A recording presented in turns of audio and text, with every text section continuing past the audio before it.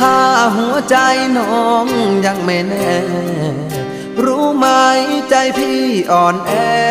เป็นโรคแพ้สัญญาลอยลอยสัญญาให้ไว้กี่ครั้งก็พังบ่อยๆพี่หรืออุตส่าห์หลงคอยหน้าใจน้อยคอยเธอทุกที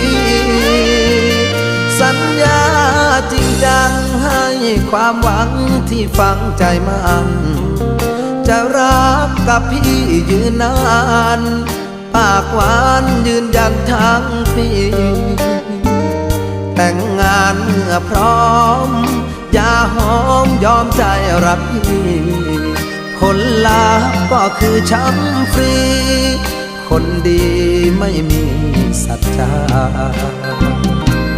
สัญญาเอ่ยมาแล้วก็ลาจากเหลือไว้เพียงซากกาบคำหวานบั่นทอน